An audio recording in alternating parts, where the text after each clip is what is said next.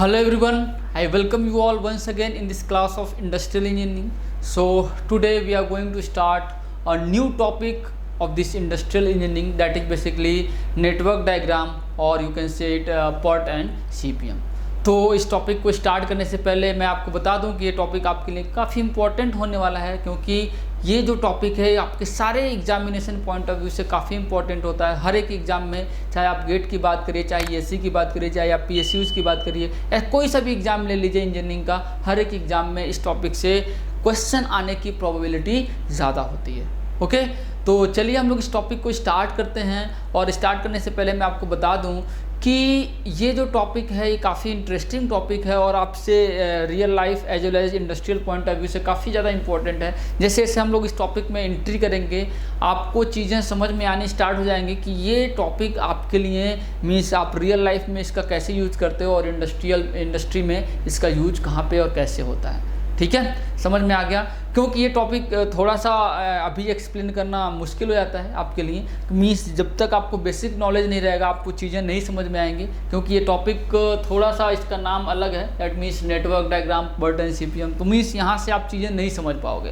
तो इससे बेटर होगा कि हम लोग सब्जेक्ट में इस टॉपिक में एंट्री करते हैं। एंट्री करने के बाद जब आपको कुछ नॉलेज हो जाएगा उसके बाद से हम लोग चीज़ों को ईजिली एक्सप्लेन कर पाएंगे और मैं वहाँ पे बता पाऊँगा कि इस टॉपिक में इस टॉपिक का आपके रियल लाइफ में यूज़ क्या है। ओके, समझ में आ गया। तो चलिए हम लोग बात करते हैं नेटवर्क डायग्राम का, ठीक है, या आप बोल सकते हैं PERT एंड CPM का। तो एग्जैक्टली नेटवर्क डायग्राम या PERT एंड CPM है क्या? तो अगर मैं बात करूँ नेटवर्क डायग्राम और PERT एंड CPM का, तो it is simply a technique use for planning and scheduling of a large project. और जो लार्ज प्रोजेक्ट होता है, कोई सा भी लार्ज प्रोजेक्ट ले सकते हैं, लाइक आप कोई कंस्ट्रक्शन का ले सकते हैं, फैब्रिकेशन का ले सकते हैं, परचेजिंग का ले सकते हैं, रिसर्च एंड डेवलपमेंट का ले सकते हैं, कोई चीज़ इंस्टॉलेशन का ले सकते हैं, तो कोई सा भी आपका प्रोजेक्ट हो सकता है। ठीक है, तो अब ये समझ में आ गया कि हमारा क्या है, जो ये टॉपिक है ये बेसिकली बेस्ड है, टेक्निक पे बेस्ड है, that is used in a project. Means इस जो टॉपिक है इसका हम लोग यूज कहाँ पे करेंगे, कोई ना कोई प्रोजेक्ट पे हम लोग यूज करेंगे। और इसके यूज से आपको बेनिफिट क्या होने वाला है, यूज तो करेंगे ये तो समझ में आ गया, बट इसका बेनिफिट क्या है, इस प्रोजेक्ट का, इस टेक्निक का यूज करने का बेनिफिट क्या होगा उस प्रोजेक्ट में, ये भी तो आपको समझना जरूरी है। तो इस टेक्निक का यूज करने का बेनिफिट ये है कि आप अगर इस टेक्निक का यूज करोगे तो आप उस प्रोजेक्ट में, उस पर्टिकुलर प्रोजेक्ट में जो भी इम्पॉर्टेंट पॉइंट्स हैं, जो भी आपके क्रिटिकल पॉइंट्स हैं, उनको आप आइडेंटिफाई कर पाओगे और उस पर आप ईजिली काम कर पाओगे, जिससे कि आपका जो पूरा प्रोजेक्ट है वो सही तरीके से कंप्लीट होगा। क्योंकि कोई भी प्रोजेक्ट है उसका कंप्लीशन भी आपके लिए काफ़ी मैटर करने वाला है, क्योंकि बहुत बड़े बड़े इंडस्ट्री में क्या है, बहुत बड़े बड़े प्रोजेक्ट होते हैं। तो वो जो प्रोजेक्ट होता है फेल भी होता है, सक्सेसफुल भी होता है। तो जिसकी एनालिसिस प्रॉपर हुई है, जिसमें जो भी पॉइंट्स हैं, जो भी फेलियर पॉइंट्स हैं, पहले एनालाइज करके पहले उस प्रॉब्लम को सॉल्व कर दिया गया है, तो ऑब्वियसली उस प्रोजेक्ट के सक्सेसफुल होने के चांसेस ज़्यादा होते हैं। और जिसमें कैलकुलेशन प्रॉपर तरीके से नहीं किया गया, उसमें जो प्रॉब्लम्स आई उसको सही से सॉल्व नहीं किया, तो ऑब्वियसली उसके फेल होने के चांसेस उतने ही ज़्यादा बढ़ जाते हैं और आगे चल के आपका प्रोजेक्ट फेल भी हो सकता है। समझ में आ गया।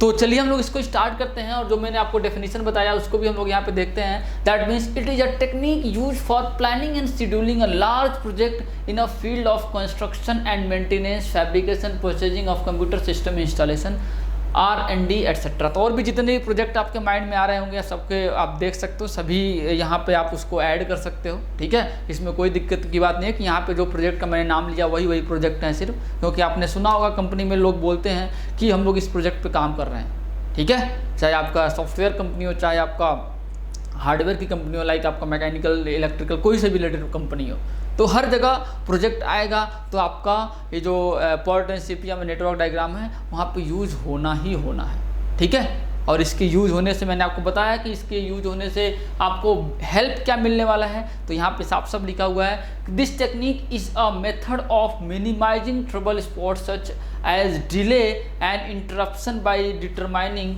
Critical factor and coordinating various part of overall jobs. तो मैंने आपको ऑलरेडी बता रखा है, इसमें कुछ भी ऐसा नहीं है जो आपको समझने की ज़रूरत है। तो चलिए हम लोग मूव करते हैं आगे, क्योंकि यहाँ पे आपको ये समझ में आया है कि ये जो टॉपिक है ये बेसिकली डिपेंडेंट कहाँ पे, मीन्स इसका हम लोग यूज कहाँ करने वाले हैं, प्रोजेक्ट में यूज करने वाले हैं। आपके पास प्रोजेक्ट आएगा तब आप इस टेक्निक का यूज करोगे। तो सबसे पहले तो आपको ये पता होना चाहिए कि प्रोजेक्ट बेसिकली है क्या। ठीक है, ये तो आपने समझ लिया कि हाँ इसका जो इस टॉपिक का यूज कहाँ पे होगा, प्रोजेक्ट पे होगा। तो सबसे पहले तो आपको ये पता होना चाहिए ना कि what is project means, project का एक्चुअल मीनिंग क्या है। तो अगर हम लोग बात कर रहे हैं प्रोजेक्ट को डिफाइन करने की बात कर रहे हैं, तो आपको पता होगा कि प्रोजेक्ट जब भी आपको समझ में आता है, कोई बोलता है प्रोजेक्ट का, तो आपको ये आपके माइंड में एक इमेज जरूर बनता है कि there is some inter related activities, group of inter related activities, और उन सबका कॉम्बिनेशन जो होता है दैट इज कॉल्ड प्रोजेक्ट। उसको हम लोग क्या बोलते हैं, प्रोजेक्ट बोलते हैं। ठीक है, समझ में आ गया। तो यहाँ पे क्या है, यही चीज़ है जो मैं यहाँ पे आपके सामने लिखा हूँ कि it is a combination of inter related activities which must be completed in a logical and sequential order so that entire task can be completed. Okay, तो मैंने आपको बताया कि it is a group of inter related activities, और उसके आगे क्या है, must be completed in a logical and sequential manner. Logical and sequential का मैनर का मतलब क्या है कि जो एक्टिविटीज़ मीन्स बहुत सारे एक्टिविटीज़ हैं उसके अंदर, बहुत सारे टास्क हैं उसके अंदर, तो कुछ टास्क जो होंगे क्या है पहले कंप्लीट होना है, कुछ टास्क को क्या है बाद में कंप्लीट होना है। तो जो पहले वाला है उसको आप बाद में नहीं कर सकते क्योंकि उसको पहले ही करना है, अदरवाइज क्या है आपका प्रोजेक्ट फेल हो जाएगा। समझ में आ गया, या फेलियर के चांसेस बढ़ जाएंगे और हो सकता है कि आपका प्रोजेक्ट क्या हो जाए, फेल हो जाए। समझ में आ गया। तो वही है, तो लॉजिकल एंड सिक्वेंशियल का मतलब यही है कि आपको जो एक्टिविटीज़ आप एनालाइज करिए प्रोजेक्ट को, जो एक्टिविटी पहले करनी है उसको पहले करिए, जो एक्टिविटी बाद में करनी है उसको बाद में करिए। एक्टिविटीज़ का सीक्वेंस क्या होगा उसको आप डिसाइड करिए, उस एक्टिविटीज़ को वन बाय वन आप परफॉर्म करिए। तो यही सारी चीज़ें का मतलब क्या होता है, यही सारी चीज़ों को एनालाइज करना और उसको परफॉर्म करने को हम लोग क्या बोलते हैं, लॉजिकल एंड सिक्वेंशियल ऑर्डर बोलते हैं। लेट अस सपोज, जैसा कि अगर हम लोग एग्जाम्पल लें, एक सिंपल सा एग्जाम्पल लें कि आपसे डायरेक्टली रिलेटेड है आप लोगों से, कि आप लोग कॉलेज में आपने देखा होगा कि आपको प्रोजेक्ट मिलता है करने के लिए बीटेक में।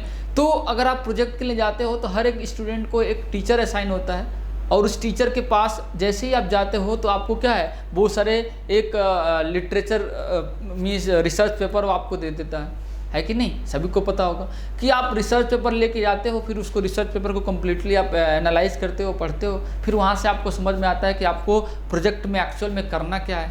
जब आप प्रोजेक्ट में आप फाइनलाइज कर लेते हो प्रोजेक्ट कि हाँ यही प्रोजेक्ट करना है, फिर आप क्या है उसकी डिजाइनिंग पार्ट पे जाते हो। आप कोई ना कोई आपके पास सॉफ्टवेयर होता है कि नहीं, उस सॉफ्टवेयर पे जाते हो, उसको आप क्या है कंप्लीट उसकी डिजाइनिंग करते हो। डिजाइनिंग करने के बाद क्या है, उसमें जो भी मटेरियल लगने वाला है उस मटेरियल की टेस्टिंग करते हो। मटेरियल की टेस्टिंग के बाद क्या है, उसके बाद से आप मैन्युफैक्चरिंग पे मूव करते हो। दैट मीन्स क्या है कि सबसे पहले तो आप लिटरेचर रिव्यू करोगे, लिटरेचर रिव्यू के बाद क्या है डिजाइनिंग पे जाओगे, डिजाइनिंग के बाद क्या है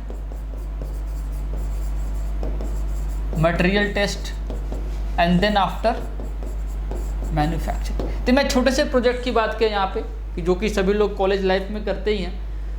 तो यहाँ से यही है लॉजिकल एंड सिक्वेंशियल तरीका, means logical and sequential order यही है। दैट मीन्स आपको सबसे पहले लिटरेचर रिव्यू करना है, देन आप डिजाइनिंग पार्ट पे जाओगे, कोई ना कोई आप सॉफ्टवेयर की हेल्प लोगे, material testing and then manufacturing. ठीक है, आप डायरेक्टली मैन्युफैक्चरिंग नहीं स्टार्ट कर सकते। अगर आपने डायरेक्टली मैन्युफैक्चरिंग स्टार्ट कर दिया तो आपके प्रोजेक्ट को फेल होने का जो चांस होगा वो या प्रोबेबिलिटी होगी वो बहुत ज़्यादा हो जाएगी।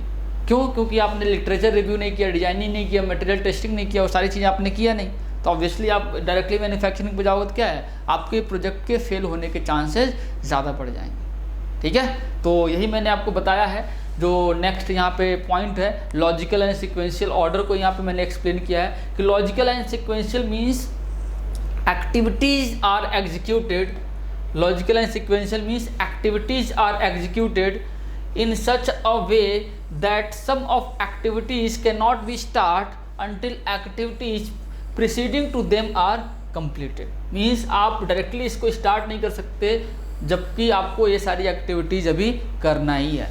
तो पहले जो प्रीसीडिंग वाली एक्टिविटीज़ है उसको आपको पहले करना है, उसके बाद जो उसके आगे की एक्टिविटीज़ है उसको करना है।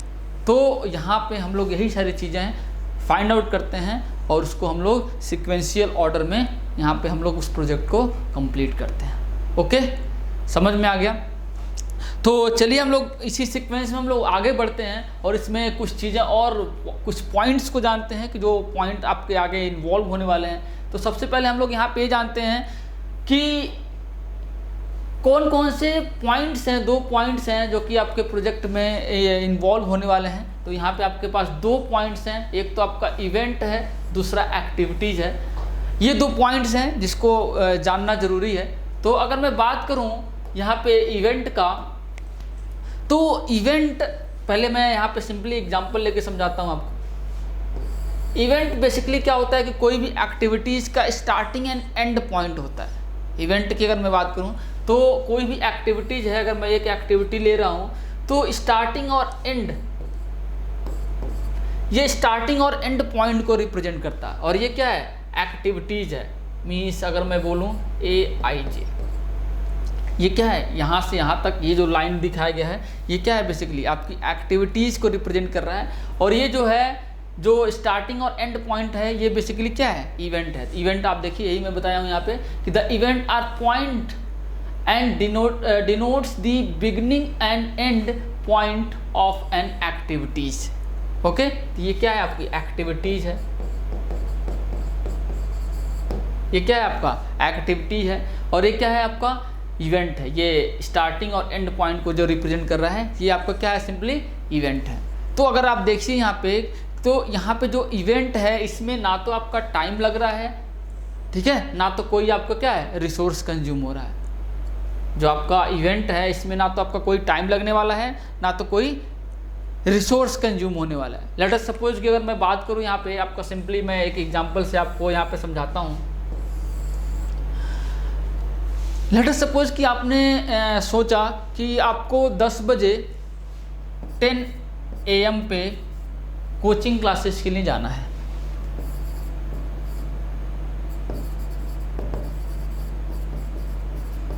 कोचिंग क्लास के लिए जाना है और 12 PM पे आना है, कमिंग फ्रॉम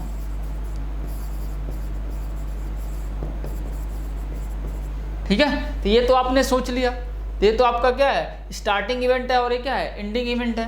और इसके बीच का जो प्रोसेस है ये आपने सोचा, और इसका जो बीच का जो प्रोसेस है, जो आपने कोचिंग क्लास में, जो आप क्लासेस में थे, जहाँ पे आप क्लास कर रहे थे, ठीक है, ये क्या है? आपकी एक्टिविटीज़ है।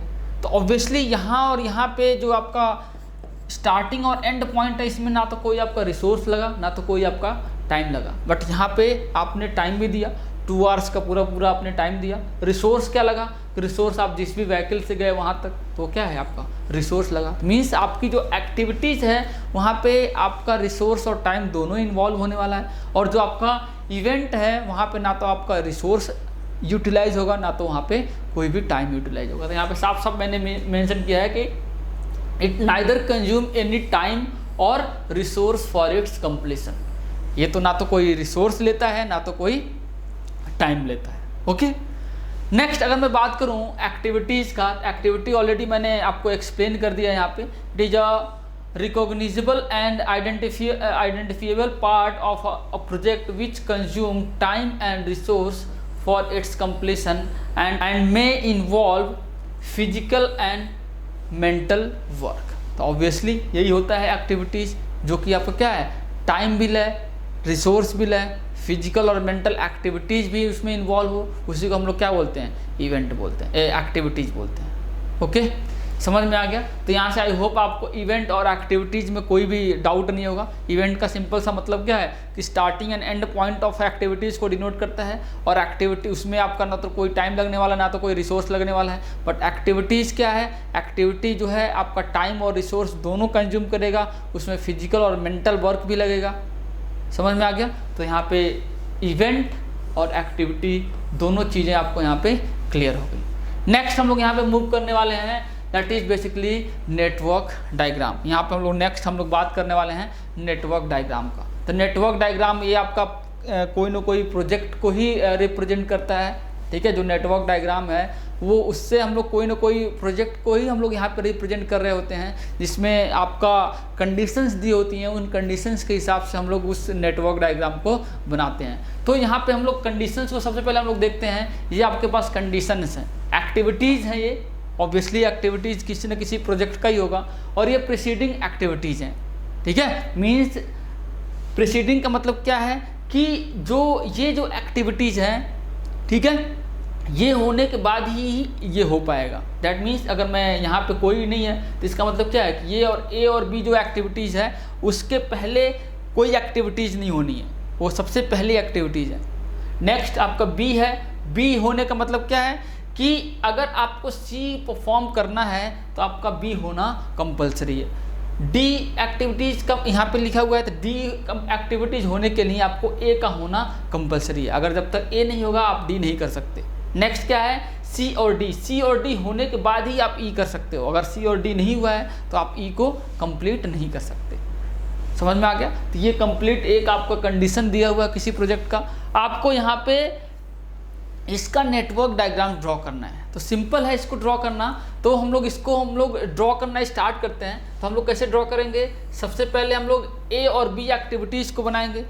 ए और बी और एक्टिविटीज़ के लिए जो आपका उसके पहले एक्टिविटीज़ है, कोई एक्टिविटीज़ नहीं होनी है, ठीक है। इसका मतलब क्या है, इसके पहले इसका प्रोसीडियर क्या है, जीरो है, कोई भी नहीं है, ठीक है। ये जो है इसको हम लोग सक्सेसर बोलते हैं, इसको हम लोग प्रेडिसेसर बोलते हैं। तो इसका प्रेडिसेसर ए और बी का जो प्रेडिसेसर है क्या है, कोई नहीं है। इसका मतलब क्या है कि वहीं से आपका प्रोजेक्ट स्टार्ट हो रहा है। तो हम लोग यहाँ पे आपकी एक्टिविटी ए है और ये आपकी एक्टिविटी बी है। 1 से स्टार्ट हुआ आपका। अब ए और बी है, ए और बी आपने स्टार्ट कर लिया। नेक्स्ट क्या है, सी है। सी एक्टिविटीज़ के लिए आपका बी का होना ज़रूरी है। तो इसका मतलब क्या है, यहाँ पे आपका सी एक्टिविटी के लिए बी का होना ज़रूरी है। तो आपने दिखा दिया कि सी एक्टिविटी के लिए आपका बी जो है पहले से ही कंप्लीट है। नेक्स्ट क्या है, डी को होने के लिए ए होना ज़रूरी है। तो आप यहाँ पे डी को दिखा दिया। आप देखिए कि डी आप तब कंप्लीट कर रहे हैं जब आपका ए वाला ऑलरेडी कंप्लीट हो चुका है, ए वाली एक्टिविटी ऑलरेडी कंप्लीट हो चुकी है। नेक्स्ट क्या है, जो ई वाला एक्टिविटी है उसके लिए सी और डी दोनों का होना ज़रूरी है। तो सी और डी दोनों का होना ज़रूरी है। इसका मतलब क्या है कि आप यहाँ पे लेके आओगे, दोनों को कंबाइन करोगे, ठीक है, और आपकी जो एक्टिविटीज़ ई है यहाँ पे आएगी। और आप देखिए कि इसको कंप्लीट होने से पहले आपका डी और सी दोनों क्या है, ऑलरेडी कंप्लीट है। तो ये आपका सिंपली नेटवर्क डायग्राम हो गया। इसी को हम लोग बोलते हैं नेटवर्क डायग्राम। यहाँ से इस नेटवर्क डायग्राम से अगर ये लिखा है तो भी आप समझ जाएंगे प्रोजेक्ट आपका क्या है, कैसा, उसमें कौन सक्सेसर है, कौन प्रेडिसेसर है। अगर ये दिया हुआ है तो यहाँ से भी आप चीज़ों को ईजिली समझ जाएंगे। और यहाँ पे जैसे हम लोग आगे बढ़ेंगे वहाँ पे मैं आपको बताऊँगा कि यहाँ पे जो नेटवर्क डायग्राम का ये जो एरो है जो एक्टिविटीज़ को शो कर रहा है, यहाँ पे हम लोग टाइम भी डिनोट करते हैं। इसके साथ हम लोग टाइम भी डिनोट करते हैं। तो यहाँ से हम ये समझ में आता है कि कोई भी पर्टिकुलर एक्टिविटीज़ है तो उसको कंप्लीट होने में कितना टाइम लग रहा है। और यहाँ से आपको ये भी समझ में आएगा कि कोई भी एक्टिविटीज़ है उसका सक्सेसर कौन सा है, कौन सी एक्टिविटी है, उसका प्रेडिसेसर कौन सी एक्टिविटी है। समझ में आ गया? तो चलिए हम लोग स्टार्ट करते हैं। Next that means network diagram. इसका सिंपल सा जो डेफिनेशन है यहाँ पे आपके सामने है। That means it represents the sequence of different activities that makes a project. मैंने आपको बताया कि ये सिंपली क्या है, ये सीक्वेंस ऑफ डिफरेंट एक्टिविटीज़ को रिप्रेजेंट करता है। मीन्स आपका कोई भी एक्टिविटीज़ है किस सीक्वेंस में होगा, मीन्स आपकी एक्टिविटीज़ क्या होगा, किसी न किसी प्रोजेक्ट का होगा। तो उस प्रोजेक्ट की जितनी भी एक्टिविटीज़ हैं उसके सिंपली सीक्वेंस को रिप्रेजेंट करता है आपको जो नेटवर्क डायग्राम है। ओके, तो आई होप यहाँ से आपको कोई प्रॉब्लम नहीं आ रही होगी, यहाँ तक आपको सारी चीज़ें क्लियर होंगी। नेक्स्ट हम लोग मूव करते हैं, that means rule for network diagram. जो कुछ रूल्स हैं जो नेटवर्क डायग्राम मैंने यहाँ पे बनाया आपके सामने, ये जो मैंने आपके सामने नेटवर्क डायग्राम बनाया है, ड्रॉ किया है, तो इसके कुछ रूल्स हैं।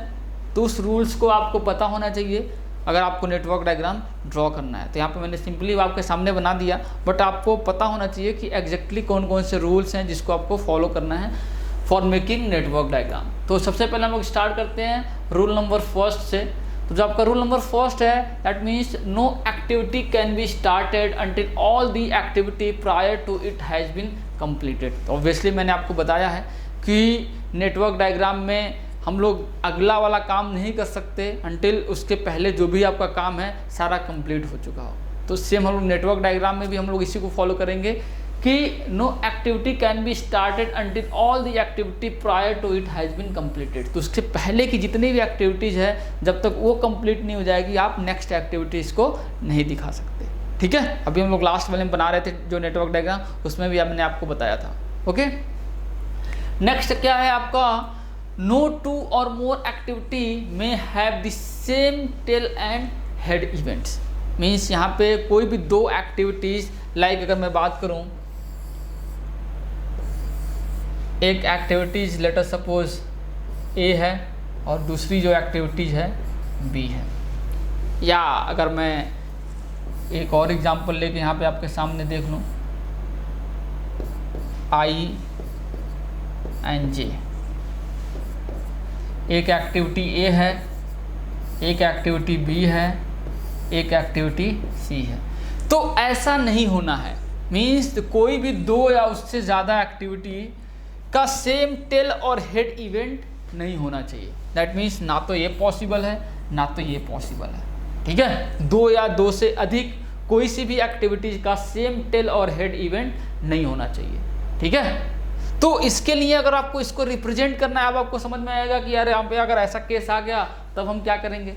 तो ऐसे केस के लिए आपके पास सोल्यूशन है कि अगर ऐसा केस आता है कि दो जो इवेंट एक्टिविटीज़ हैं उनके जो सेम हेड और टेल इवेंट हैं, तो आप क्या करोगे, उसके लिए हम लोग यहाँ यूज करते हैं डमी एक्टिविटीज़। डमी एक्टिविटी का मतलब क्या है कि वो जो एक्टिविटी जो कि कोई ना तो कोई टाइम कंज्यूम करे ना तो कोई रिसोर्स कंज्यूम करे, वो सिर्फ और सिर्फ क्या है, एक डिपेंडेंसी को शो करने के लिए हम लोग उसका यूज करते हैं। तो यहाँ पे मैं शो कर रहा हूँ आपके सामने, अगर आपका ऐसा कहीं केस आता है कि दो एक्टिविटीज़ जो हैं वो एक दूसरे से सेम हेड और टेल इवेंट से कनेक्टेड हैं, तो आप क्या करोगे, दो या दो से अधिक भी हैं तब भी आप क्या करोगे, दो है तो दो के केस में आप क्या करोगे, लेट अस सपोज यही वाला केस आ गया आई एन जे, तो आप इसको तो सीधे दिखा दो। लेट अस सपोज बी वाला आपने दिखा दिया, ए को रिप्रेजेंट करना है तो आप डमी एक्टिविटीज से ऐसे दिखाओगे, तो ये आपका के कर सकते हो। ओके, सेम अगर ऐसा केस आ गया तो ऐसे केस में आप क्या करोगे,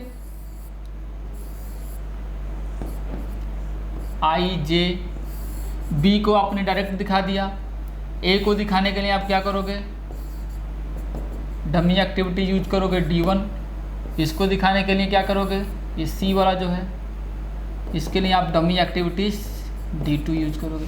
तो यहाँ पे आपको कुछ ऐसे दिखाना पड़ेगा। ठीक है, समझ में आ गया। सेम हेड और टेल इवेंट अगर यूज करना है तो ऑब्वियसली यहाँ पे आपको डमी एक्टिविटीज़ को यूज करना पड़ेगा। तो नेक्स्ट हम लोग इसी की बात यहाँ पे करने वाले हैं। जो नेक्स्ट है that is basically dummy activities के बारे में। That means activity which only shows the dependency of one activity over other but neither consume any time nor resources। मैंने आपको बताया कि डमी एक्टिविटीज ना तो कोई टाइम कंज्यूम करता है ना तो कोई रिसोर्स कंज्यूम करता है। ठीक है, सिर्फ और सिर्फ क्या है, डिपेंडेंसी को शो करने के लिए हम लोग यहाँ पे डमी एक्टिविटीज का यूज करने वाले हैं। Okay, it for its completion is called dummy activity, it is shown by dotted line. जैसा कि मैंने आपको दिखाया, तो सिंपली मैं आपको दोबारा से पढ़ देता हूँ, आपको समझ में आ जाएगा। जो भी मैंने यहाँ पे एक्सप्लेन किया वही चीज़ें यहाँ पे मेंशन है। Activity which only shows the dependency of one activities over the other but neither consume any time nor resources for its completion is called dummy activities, it is shown by dotted line और arrow. ठीक है, समझ में आ गया। तो इसको हम लोग डॉटेड लाइन से शो करते हैं। नेक्स्ट हम लोग यहाँ पे मूव करते हैं। जो नेक्स्ट आपका पॉइंट है, जो नेक्स्ट कंडीशन है, that is the time always follow from left to right. Means हम लोग क्या है, हम लोग यहाँ पे जब भी नेटवर्क डायग्राम बनाएंगे तो हम लोग क्या है, लेफ्ट टू राइट मूव करेंगे। ये नेटवर्क डायग्राम ड्रॉ करने का तरीका है, जैसा मैंने अभी पहले भी दिखाया, आपको ड्रॉ करके दिखाया कि लेफ्ट टू राइट हम लोग मूव कर रहे थे। तो यही बोल रहा है कि the time always follow from left to right in the network diagram and the length of arrow, length and direction of arrow is indicative only. तो जो आपका लेंथ और डायरेक्शन है एरो का वो क्या है, सिर्फ और सिर्फ इंडिकेशन के लिए हम लोग यूज करते हैं। दैट मीन्स यहाँ पे अगर मान लो कोई एक्टिविटीज़ ऐसे है आई एंड जे, और कोई एक्टिविटीज़ ऐसे है ए एंड बी, तो यहाँ पे ये जो एक्टिविटी है और ये जो एक्टिविटी है, यहाँ पे देखो आपका एरो जो है अलग अलग साइज का है। तो सिर्फ एरो देख के आप ये नहीं बताओगे कि ये जो एक्टिविटी है इसमें कम टाइम लग रहा है और इस एक्टिविटी में आपका टाइम ज़्यादा लग रहा है, ठीक है। इसका मतलब ये नहीं है। आप एरो की लेंथ को देख के आप कभी भी टाइम डिसाइड नहीं करोगे। एरो की जो लेंथ है और जो एरो का जो डायरेक्शन है सिर्फ और सिर्फ इंडिकेशन के लिए हम लोग यहाँ पे यूज करते हैं, ठीक है। कौन सा प्रोजेक्ट पहले होना है, इसका मतलब क्या है कि इसके पहले अगर कोई और प्रोजेक्ट है, ठीक है, मान लो ये 1 है, ये 2 है, ठीक है, तो इसका मतलब क्या है कि जो सेकेंड एक्टिविटी है उसको होने के लिए आपका फर्स्ट एक्टिविटी का होना ज़रूरी है। समझ में आ गया। तो जो आपका एरो है और एरो की मीन्स एरो की जो डायरेक्शन है और जो एरो की लेंथ है वो सिर्फ और सिर्फ क्या है, इंडिकेशन के लिए, दैट मीन्स इंडिकेटिव ओनली। तो ये आपका नेक्स्ट जो रूल था वो है, that means third rule. Next हम लोग रूल देखते हैं, that is fourth rule, dummy activity should be used. ये जो आपका मैं बताया था आपको कि जो आपकी डमी एक्टिविटी है इसको हम लोग तभी यूज करते हैं जब ज़रूरत हो। ऐसा नहीं है कि आप ऐसे ही ज़बरदस्ती डमी एक्टिविटी यूज करते हुए चल रहे हो, ठीक है। तो means dummy activities should be as minimum as possible. Means अगर नहीं यूज होना है, उसके बिना काम चल रहा है तो उसके बिना ही हम लोग काम चलाएंगे। बट अगर हमारा काम नहीं चल रहा है तब हम लोग डमी एक्टिविटी का यूज़ करने। तो वही यहाँ पे बोला गया है कि dummy activity should only be use if it is very necessary. अगर ज़रूरत है तो is that it should be as minimum as possible. समझ में आ गया। तो नेक्स्ट रूल है यहाँ पे, नेक्स्ट जो आपके सामने है, that means an event which represents the joint completion of more than one activity is known as merge event, while the event which shows the initiation of more than one activity is known as burst event। तो यहाँ पे हम लोग merge and burst event को हम लोग देखते हैं। तो यहाँ पे जो आपका merge and burst event है सिंपली दिखा सकते हैं यहाँ पे। लेट अस सपोज कि आपका ये जो इवेंट है ए है, यहाँ पे आपकी एक्टिविटीज़ है आई जे, बी आई जे और ये सी है, ठीक है। तो ये जो आपका इवेंट हो गया और ये आपकी एक्टिविटी हो गई और ये आपकी एक्टिविटीज़ का टाइम दिखा रहा है टी आई जे, ओके। तो यहाँ पे अगर बहुत सारी एक्टिविटीज़ आके मिल रही हों तो इसको हम लोग बोलेंगे मर्ज इवेंट। इसको हम लोग क्या बोलेंगे, मर्ज इवेंट, ओके। ये आपका हो जाएगा मर्ज इवेंट। और ये यहाँ से अगर बहुत सारी एक्टिविटीज निकल रही हैं तो इसको हम लोग बोलेंगे बर्स्ट इवेंट। इसको हम लोग क्या बोलेंगे, बर्स्ट इवेंट। तो जहाँ पे साफ साफ यहाँ पे वही बोला है कि जहाँ पे बहुत सारी एक्टिविटीज आके मिल रही हैं जिस इवेंट से, उसको हम लोग बोलेंगे मर्ज इवेंट। और जहाँ से बहुत सारी एक्टिविटीज निकल रही हों, या 3 मैंने दिखाया, 3 से ज़्यादा हो सकती हैं, ठीक है, तो उसको हम लोग बोलेंगे बर्स्ट इवेंट, ओके। समझ में आ गया। तो चलिए हम लोग नेक्स्ट मूव करते हैं। नेक्स्ट है आपका rule, that is there should be no looping and dangling in the network diagram. That means आपके नेटवर्क डायग्राम में लूपिंग और डैंगलिंग नहीं होना चाहिए। लूपिंग एंड डैंगलिंग का मतलब क्या है कि आप कभी भी लूप फॉर्मेशन नहीं करेंगे, ठीक है। आप कभी भी लूप फॉर्मेशन नहीं करेंगे, मीन्स ये पॉसिबल नहीं है, ठीक है। समझ में आ गया। तो लूपिंग नहीं होना चाहिए आपके नेटवर्क डायग्राम में, कभी भी लूपिंग नहीं होना चाहिए। नेक्स्ट आपका अगर मैं डैंगलिंग की बात करूं तो डैंगलिंग क्या होता है, हम लोग यहाँ पे नेटवर्क डायग्राम बनाने के हम लोग यहाँ से देखेंगे। अगर मैं यहाँ पे बात कर रहा हूँ डैंगलिंग का,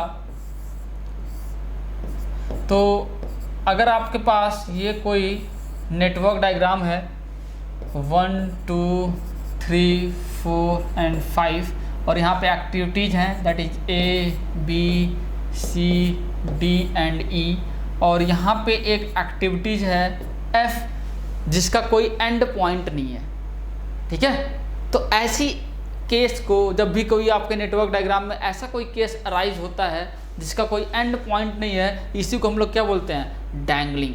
और ये केस, ऐसा सिचुएशन हमारे नेटवर्क डायग्राम में नहीं होना चाहिए। सिर्फ और सिर्फ फाइनल एक्टिविटीज़ को छोड़ के और किसी भी एक्टिविटीज़ का ऐसा केस अराइज नहीं होना चाहिए कि उसका कोई सक्सेसर ही नहीं है। तो अगर आप देखिए, अगर इसको आप फाइनल एक्टिविटी मान रहे हो तो यहाँ पे इसके साथ साथ इसका भी क्या है, कोई सक्सेसर नहीं है, तो ऐसा केस अराइजेज नहीं होना चाहिए और इसी को हम लोग क्या बोलते हैं, डैंगलिंग बोलते हैं। तो इसी को मैंने यहाँ पे दिखाया है स्टेटमेंट के फॉर्म में। यहाँ पे साफ साफ मेंशन है कि when activity other than final activity do not have any successor activity then this situation is called dangling। और मैंने आपको डायग्राम के हेल्प से आपको पूरा का पूरा यहाँ पे रिप्रेजेंट किया है, आपको समझ में आ रहा होगा, इसमें किसी को कोई डाउट नहीं होना चाहिए। तो चलिए हम लोग यहाँ पे जो भी जितने भी पॉइंट्स थे जो कि आपके नेटवर्क डायग्राम बनाने के लिए हेल्पफुल होने चाहिए थे वो सारा आपने देख लिया, जितने भी रूल्स थे वो सारा आपने देख लिया। नेक्स्ट हम लोग मूव करते हैं type of network diagram. Okay, तो हम लोग नेक्स्ट बात करने वाले हैं that is type of network diagram. So the very first type of network diagram that is basically event on node. तो हम लोग यहाँ पे बात करने वाले हैं the first type of network diagram that is called event on node, या हम लोग बोल सकते हैं एक्टिविटीज ऑन एरो। इसको हम लोग क्या बोलते हैं, एक्टिविटी ऑन एरो। इसी को हम लोग क्या बोल सकते हैं, एक्टिविटी ऑन एरो, या हम लोग बोल सकते हैं इसी को एरो डायग्राम।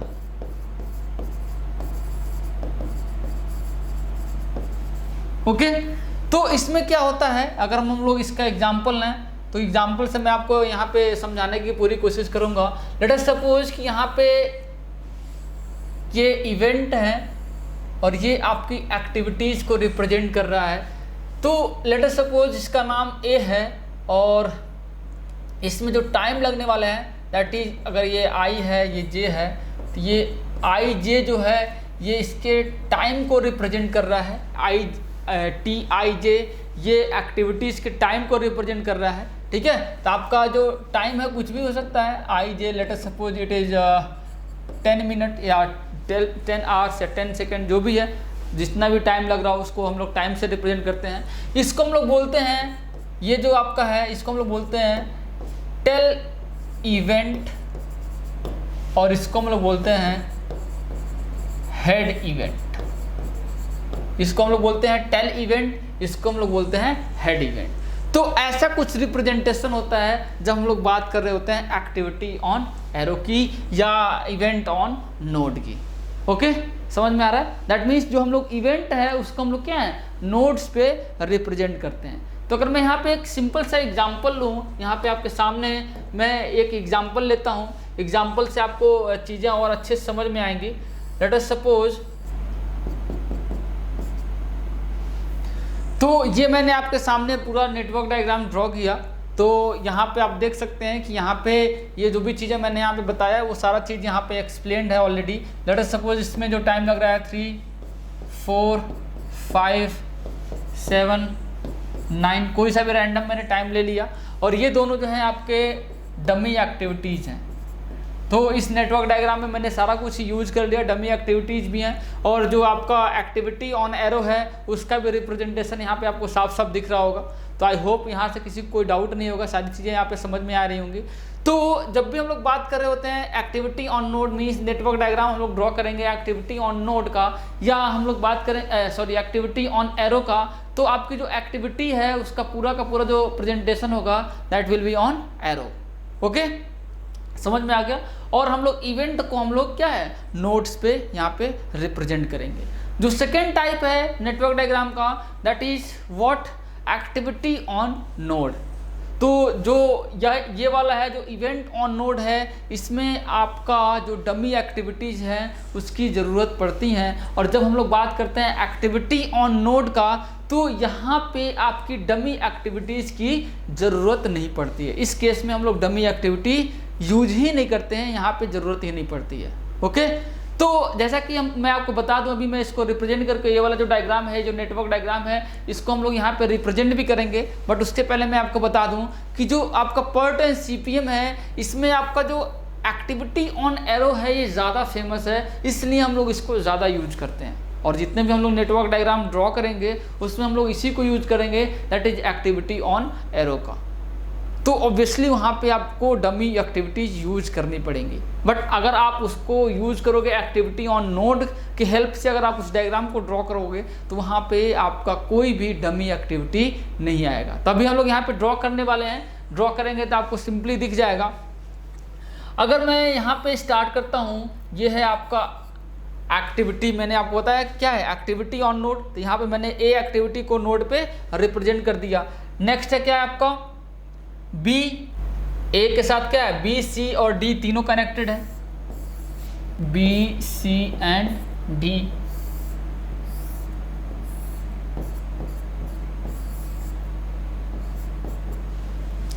तो आप यहां से देख सकते हैं कि इस डायग्राम में जो हम लोग बात कर रहे थे एक्टिविटी ऑन नोड में, इसमें कहीं पे भी आपका डमी एक्टिविटी नहीं यूज है। हमने सेम एज इट इज इसको यहाँ पे मैंने ड्रॉ किया with the help of activity on node. तो यहाँ पे आप देख सकते हैं यहाँ पे कहीं पे भी आपका यूज नहीं हुआ डमी एक्टिविटी का, जो कि हम लोग यूज कर रहे थे एक्टिविटी ऑन एरो में डमी एक्टिविटी यूज कर रहे थे।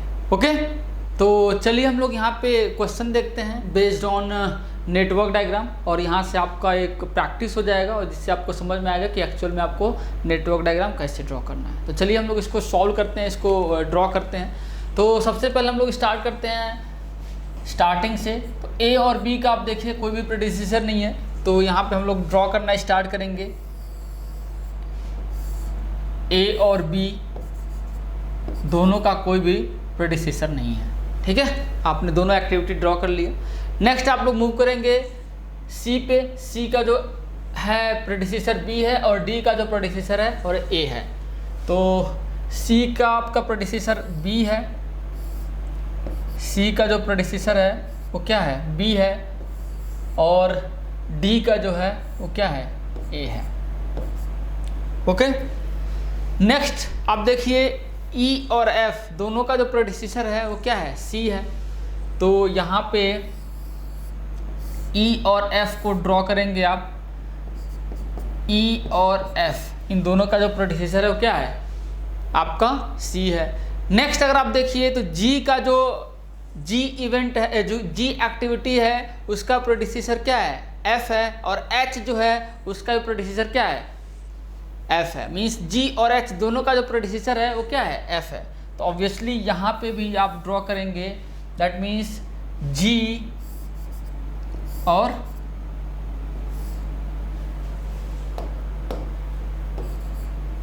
यहाँ पे भी आप ड्रॉ करेंगे जी एंड एच, इन दोनों का जो प्रेडिसेसर है क्या है एफ है।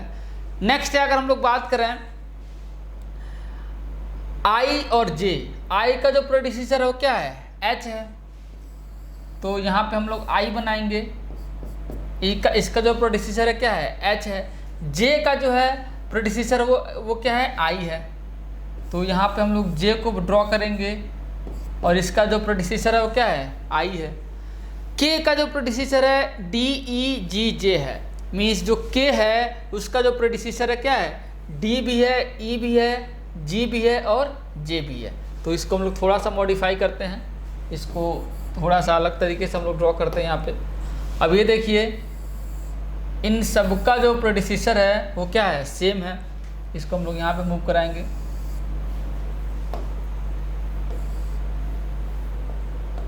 इसको ड्रॉ करने के लिए आपको यही सारी प्रैक्टिस ज़रूरत पड़ेगी, ठीक है।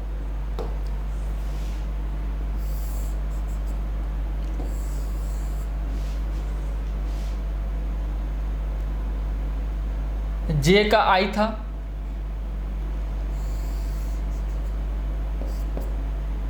ओके, जे का आपका आई है, और के का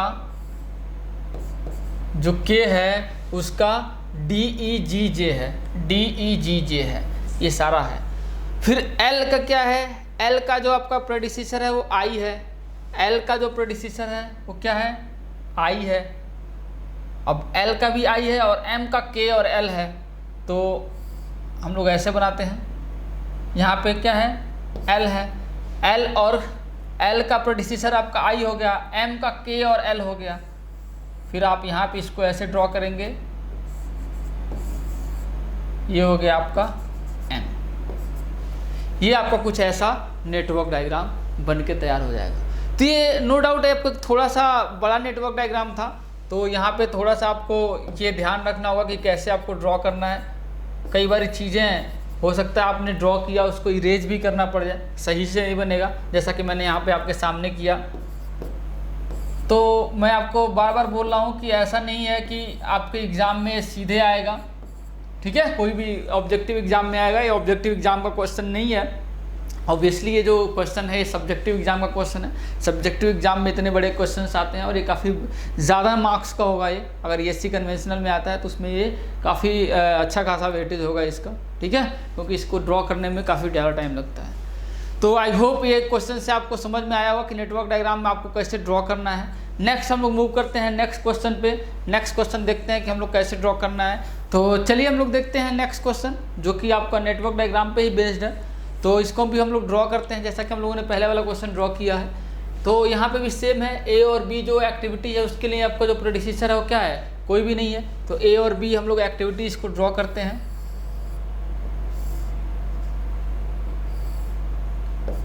A है और ये क्या है, B है।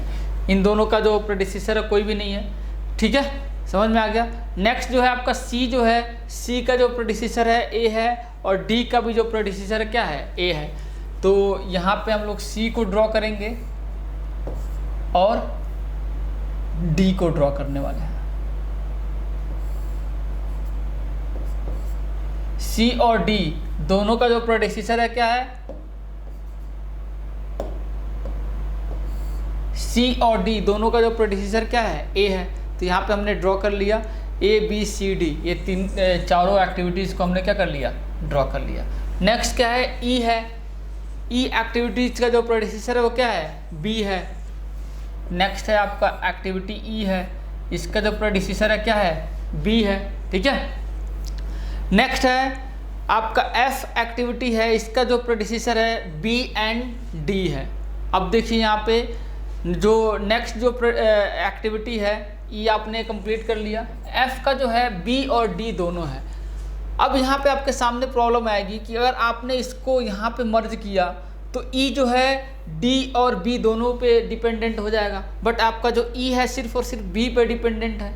तो यहाँ पे आपको समझ में आ रहा होगा कि अब अगले को ड्रॉ करने के लिए, अगले की डिपेंडेंसी शो करने के लिए, दैट मीन्स F जो एक्टिविटी है उसकी डिपेंडेंसी शो करने के लिए आपको क्या है, एक डमी एक्टिविटी की ज़रूरत पड़ेगी। तो आपको ऑब्वियसली यहाँ पे एक जो एक्टिविटी है दैट मीन्स जो F है इसको आप ड्रॉ करेंगे और यहाँ पे इसकी डिपेंडेंसी शो करने के लिए आप क्या करेंगे, यहाँ पे एक डमी एक्टिविटी D1 को ड्रॉ करेंगे। ओके, यहाँ पे आप क्या है, एक डमी एक्टिविटी D1 को ड्रॉ करेंगे, तभी आप इसको कंप्लीट कर पाएंगे। आप यहाँ पे समझ में आ रहा होगा कि डमी एक्टिविटी तभी हम लोग यूज करते हैं जब उसकी ज़रूरत होती है। जब तक ज़रूरत ना हो हम लोग डमी एक्टिविटी यूज नहीं करेंगे। और यहाँ पे आप देख रहे हैं कि इसके बिना आपका काम चलने वाला नहीं है।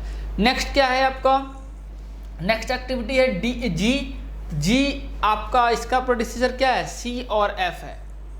नेक्स्ट है G, इसका जो है प्रेडिसेसर C और F है। आप देख सकते हैं हमने इसको ड्रॉ कर दिया। नेक्स्ट जो है G है। H जो है उसका जो प्रेडिसेसर है क्या है, G और E है। H का जो है G और E है और I का सिर्फ और सिर्फ क्या है, E है। अब यहाँ पे भी आप देखिए, यहाँ पे भी आपको समझ में आ रहा होगा, ये I है, I का क्या है, सिर्फ और सिर्फ E है। जो प्रेडिसेसर वो क्या है, सिर्फ और सिर्फ E है। बट H का G और E दोनों है। H का अगर G और E दोनों है तो अगर आप इसको एक साथ कंबाइन करेंगे, यहाँ पे अगर आप इस नोड को आप यहाँ पर ले आके कंबाइन कर रहे हैं एक साथ और इसके आगे अगर आप H को डिनोट कर रहे हैं तो ऑब्वियसली जो आप I दिखाएंगे, ठीक है, I दिखाएंगे उसकी डिपेंडेंसी क्या हो जाएगी, E और G दोनों पे हो जाएगी। तो ऑब्वियसली यहाँ पे आपको क्या है, एक और डमी एक्टिविटी यूज करना पड़ेगा, उसके बिना काम नहीं चलने वाला है। तो अगर आप नेक्स्ट दिखाएंगे दैट मीन्स H को दिखाएंगे तो ऑब्वियसली उसकी डिपेंडेंसी G और E पे दिखाने के लिए आपको एक और डमी एक्टिविटी यूज करना पड़ेगा, दैट मीन्स D2, ठीक है। अब H जो है क्या है, G और E दोनों पे डिपेंडेंट हो गया। समझ में आ गया। नेक्स्ट हम लोग मूव करते हैं, एच भी हो गया, आई का जो है ई है, जे का जो है क्या है जी और ई है, जे का जो है आपका जी और ई है। तो ऑब्वियसली यहाँ से भी आपका एक निकलने वाला है, इसको मैं थोड़ा सा इरेज कर रहा हूँ।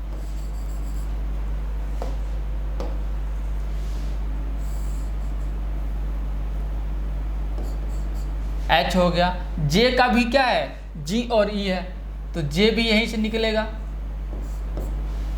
ठीक है, एच और जे दोनों का क्या है जी और ई है, तो ऑब्वियसली दोनों एक ही नोड से निकलेंगे। यहाँ पे आपको समझ में आ रहा होगा। ठीक है, एच का भी जो प्रेडिसेसर है जी और ई है, और जे का भी प्रेडिसेसर क्या है जी और ई है। तो यहाँ पे आपने ड्रॉ कर दिया, यहाँ पे आपके सामने आप देख सकते हैं। ओके, तो नेक्स्ट जे के बाद क्या है आपका के है, के का जो है इसका भी जी और ई है, तो आपका यहाँ से के भी निकल के आएगा, के का भी क्या है जी और ई है। नेक्स्ट एल जो है, एल का जो है प्रेडिसेसर एच और के है, जो एल है एल का जो प्रेडिसेसर क्या है एच और के है। तो अगर आप देखिए जो एल है, एल को आप अगर ड्रॉ करेंगे यहाँ पे एल को, एल का जो प्रेडिसेसर है एच और के है। अब एल के लिए अब इन दोनों को एक साथ मर्ज नहीं कर सकते, मीन्स ये दोनों एक्टिविटीज़ का जो नोड है वो दोनों क्या हो जाएगा सेम हो जाएगा। तो इसकी डिपेंडेंसी को आप शो करने के लिए आपको क्या करना पड़ेगा, यहाँ पे एक और आपको डमी एक्टिविटीज़ दिखाना पड़ेगा। दैट मीन्स यहाँ पे आपका आएगा D3, क्योंकि अगर आपने इसको दोनों को सेम किया मीन्स इसको भी आप इसके साथ मर्ज किए, तो दोनों का जो दोनों एक्टिविटी है इन दोनों का जो नोड हो जाएगा क्या हो जाएगा सेम हो जाएगा, मीन्स स्टार्टिंग और एंडिंग जो नोड हो जाएगा वो सेम हो जाएगा। तो ऐसा पॉसिबल नहीं है, ऐसा रूल नहीं बोलता। तो यहाँ पे आपको डिपेंडेंसी शो करने के लिए आप देखिए मैंने यहाँ पे क्या है डमी एक्टिविटी यूज किया। तो एल हो गया, एम का जो है वो क्या है एल है। नेक्स्ट है आपका एम इवेंट है, एम का क्या है आपका एल है, ये भी आपने दिखा दिया। अब देखिए ये जो सारे हैं क्या हैं अभी ऐसे ही बिखरे पड़े हैं। ठीक है, तो डैंगलिंग का केस नहीं होना चाहिए। तो इसके लिए आप क्या करेंगे, इन सबको आप यहाँ पे मर्ज कर देंगे, इन सबको आप क्या करेंगे यहाँ पे ले जाके मर्ज कर देंगे। तो आप यहाँ पे दिखा सकते हैं दैट मीन्स 1 2 3 4 5 6 7 8 9 10 एंड 11। तो आई होप ये जो नेटवर्क डायग्राम है आपको समझ में आया होगा, कोई भी दिक्कत नहीं है होगी। और इस नेटवर्क डायग्राम को ड्रॉ करके आपको एक कॉन्फिडेंस आएगा कि कितना ही बड़ा नेटवर्क डायग्राम क्यों ना हो आप इजीली ड्रॉ कर सकते हैं। ठीक है, तो ऐसे कई सारे नेटवर्क डायग्राम ड्रॉ करेंगे तो ऑब्वियसली आपको प्रैक्टिस हो जाएगा और आपको फियर नहीं आएगा नेटवर्क डायग्राम को, बड़े नेटवर्क डायग्राम को देख के। चलिए हम लोग मूव करते हैं नेक्स्ट टॉपिक पे। So the next topic that we are going to study that is basically difference between PERT and CPM। तो चलिए हम लोग स्टार्ट करते हैं that is difference between PERT and CPM। तो यहाँ पे आप देख सकते हैं डिफरेंस को हम लोग यहाँ पे एक टेबुलर फॉर्म में मैंने यहाँ पे आपको दिखाया है। तो अगर मैं बात करूँ डिफरेंसेस की, तो आपका जो सबसे पहला difference that is project evaluation and review technique. इसका जो फुल फॉर्म है PERT का, इसका जो फुल फॉर्म है that is project evaluation and review technique. आपका जो CPM है इसका फुल फॉर्म है that is critical path method. Okay, तो आपका जो प्रोजेक्ट इवैल्यूएशन है इसको हम लोग प्रोडक्ट भी बोलते हैं, that is product evaluation and review technique. तो इसको हम लोग प्रोजेक्ट की जगह प्रोडक्ट भी कर सकते हैं, product evaluation and review technique. Next है आपका जो PERT है बेसिकली क्या है प्रोबेबिलिस्टिक अप्रोच है। ठीक है, आपका जो PERT है वो क्या है आपका प्रोबेबिलिस्टिक अप्रोच है, बट आपका जो CPM है वो डिटर्मिनिस्टिक अप्रोच है। प्रोबेबिलिस्टिक मीन्स क्या है कि आपको कोई भी इसमें, क्योंकि आपको जो PERT है इसमें कोई भी चीज़ एग्जैक्ट नहीं पता होती है, आप वो सारी एक्टिविटीज इसमें कर रहे होते हो जिसका आपको प्रायर कोई भी इंफॉर्मेशन नहीं होता है। ठीक है, प्रायर उसके पास कोई भी आपके पास डेटा नहीं होता है, आप सिर्फ और सिर्फ आपके पास प्रोबेबिलिटी होती है कि किसी को कंप्लीट होने में कितना टाइम लग रहा है, उसकी ये प्रोबेबिलिटी है। बट आपका जो CPM है उसमें आप पहले से वो सारा काम कर चुके हो, आपके पास डेटा अवेलेबल है, तो ऑब्वियसली क्या है उस पर्टिकुलर जॉब को आप एग्जैक्टली डिफाइन कर सकते हो, एग्जैक्टली उसका शेड्यूलिंग कर सकते हो, इसलिए क्या हो डिटर्मिनिस्टिक अप्रोच है। ओके, नेक्स्ट अगर हम लोग बात करें कि अब जैसा कि मैंने आपको बताया कि PERT जो है आपका एकदम से नया प्रोजेक्ट होता है, तो यहाँ पे साफ साफ मेंशन है this is for new project, ठीक है। लाइक अगर मैं बात करूँ कि इसरो का जैसे प्रोजेक्ट होता है, DRDO का प्रोजेक्ट होता है, नासा का जो प्रोजेक्ट होता है, ठीक है, और भी जितनी रिसर्च ऑर्गेनाइजेशन है उनकी जो प्रोजेक्ट्स होते हैं वो क्या है, न्यू प्रोजेक्ट होते हैं, नए प्रोजेक्ट पे काम कर रहे होते हैं, ठीक है। जैसा आपने सुना होगा कई बार कि कई सारे सैटेलाइट लॉन्च होते हैं, ठीक है, DRDO के थ्रू, और वो क्या हो जाते हैं, फेल हो जाते हैं, ठीक है, कई बार आपने न्यूज़ सुना होगा। तो क्या है, एग्जैक्टली उनके पास कोई भी प्रायर इन्फॉर्मेशन नहीं होता है, हर एक चीज़ क्या होती है उनकी नई होती है, न्यू टेक्नोलॉजी पे काम कर रहे होते हैं, कितना टाइम लगेगा सबकी एक प्रोबेबिलिटी होती है, कितने टाइम तक प्रोबेबल है कि कंप्लीट हो जाए, ठीक है, 100% किसी का भी श्योरिटी नहीं होता है। तो जो भी न्यू प्रोजेक्ट होता है that comes under PERT, that means project evaluation and review technique. आपका जैसा इसमें है, आपका जो CPM है क्या है, ओल्ड टाइप है, दैट मीन्स इसमें आप ऐसे काम कर रहे होते हो जो कि ऑलरेडी हो चुका है या आपके पास पूरा डेटा अवेलेबल है। लाइक आप हम लोग बात करें कंस्ट्रक्शन का, तो जो कंस्ट्रक्शन के काम होते हैं या ऐसे जो भी काम होते हैं जिसके पास प्रायर सारा आपके पास डेटा अवेलेबल है, तो उसको आप इजीली बता सकते हो। लाइक कंस्ट्रक्शन होती है तो जो लोग जैसे मल्टी स्टोरेज बिल्डिंग्स जो बनती हैं, अलग अलग जो ग्रुप के लोग बना रहे होते हैं, तो उसमें क्या है, उनके पास पूरा डेटा अवेलेबल होता है कि आपको जो घर है आपका कब मिल जाएगा। जो लोग उसमें इन्वेस्ट करते हैं, जो लोग बिल्डिंग बनने से पहले आपकी फ्लैट्स को लेते हैं, तो उसमें क्या है, उनका पूरा का पूरा डेटा अवेलेबल होता है कि आपको इस दिन आपको रेडी टू मूव हो जाएगा, आप इजीली आप अपने घर में मूव कर सकते हैं। तो क्योंकि वो बहुत सारे प्रोजेक्ट पे वैसे सेम प्रोजेक्ट पे काम कर रहे होते हैं, वो किए होते हैं, तो उनको सारा कुछ डेटा उनके पास अवेलेबल होता है। या लाइक आप अगर कोई बिल्डिंग कंस्ट्रक्ट करा रहे हो कहीं पे, तो आप वहाँ पे भी उसको पता होता है कि इतनी बिल्डिंग है, इतना एरिया है, ये काम कराना है, तो कितना कितना किस में टाइम लगेगा, तो आपको एक एग्जैक्ट आइडिया मिल जाता है कि इस दिन तक हमारा जो बिल्डिंग है वो कंप्लीट हो जाएगा। तो वही है, जो आपका CPM है वो ओल्ड टाइप ऑफ प्रोजेक्ट के लिए होता है, जो पहले से जिस पे आपने काम कर रखा है। लाइक अगर मैं बात करूं फॉर एग्जांपल, लाइक अगर आप प्रिपरेशन कर रहे हो, फर्स्ट टाइम प्रिपरेशन कर रहे हो गेट ESC या PSUs के लिए, तो क्या है, आप कोई भी सब्जेक्ट कंप्लीट कर रहे हो, प्रिपरेशन कर रहे हो, तो आपको एग्जैक्ट आइडिया नहीं है कि आप कितने दिन में कंप्लीट करो, कितना टाइम आपको रिवीजन में लगेगा, ठीक है। बट अगर आपने जो स्टूडेंट अपना 1 साल रिवीजन प्रैक्टिस कर चुके होते हैं, 1 साल प्रिपरेशन कर चुके होते हैं, नेक्स्ट ईयर में उनको पूरा डेटा अवेलेबल होता है, वो ईजिली बता सकते हैं कि कितना टाइम लगेगा उनको अपने रिवीजन या अपने जो प्रिपरेशन है उसको कंप्लीट करने में। ओके, तो नेक्स्ट अगर हम बात करें, जो नेक्स्ट है इसमें PERT में, दैट इज़ 3 टाइम एस्टीमेट है। ये इसमें आपका 3 टाइम आता है यहाँ पे, that means optimistic, pessimistic and most likely. Optimistic, pessimistic and most likely. Optimistic ये होता है कि जब सब कुछ सही चल रहा है, उस कोई प्रोजेक्ट में सारी चीज़ें अच्छी चल रही हो, उस टाइम पे जितना टाइम लगा, that is called basically optimistic time. Pessimistic time क्या होता है कि जब सब कुछ खराब हो जाए, ठीक है, वो सिचुएशन में कितना टाइम लगेगा, that is called pessimistic. And most likely means दोनों का मिला जुला जो तरीका है उसमें हम लोग देखें, तो उस केस में आपको कितना टाइम लगेगा, that is called basically most likely time, ठीक है। तो ये 3 टाइम एस्टीमेट होता है, क्यों, क्योंकि इसमें आपको एग्जैक्ट टाइम नहीं पता होता है। मैं बार बार बोल रहा हूँ आपसे कि PERT में आपको एग्जैक्ट टाइम नहीं पता होता है, इसमें हम लोग एकदम से न्यू प्रोजेक्ट पे काम कर रहे होते हैं, इसलिए इसमें क्या है, 3 टाइम एस्टीमेट पे हम लोग बात कर रहे होते हैं, that is called optimistic, pessimistic and most likely time.